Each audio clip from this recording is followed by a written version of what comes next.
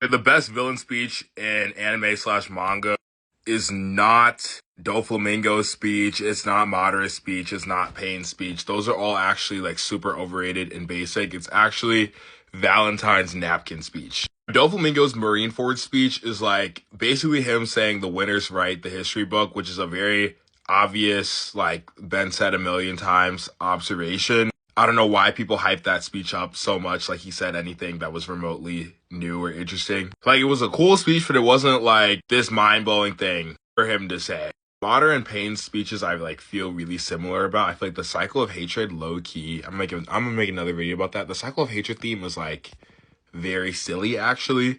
But anyways, JoJo's Valentine speech, the napkin speech is just incredible because it really shows you deep perspective into how Valentine thinks as like a president and how society actually works, and it actually makes you think about a lot of things that this really applies to. Like a lot of things we just take for granted or don't really think about, like do you pick the napkin on the left or the right, are actually things that are decided by somebody, but we just treat them as natural. And it's fundamentally somebody who has the respect of everybody who actually commands these things and makes these the rules of society in such a way where like it just becomes natural and everybody just follows without the person even like really feeling like they use tyrannical authority. I think it helps you to really understand the type of power that Valentine is really seeking. How it's unique than just like total being a despot or like a just raw tyrant. How he thinks the corpse will grant him the type of respect to be the one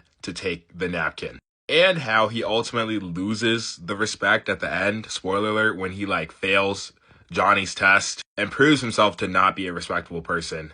Ends up not being chosen by Johnny or fate to be the one to take the metaphorical napkin, or in this case, like the corpse, which I just think, I don't know, it's really sick. And you could analyze and think about this speech or even disagree with speech for like way longer. Way more came out of this, and it's so memorable compared to these other anime speeches.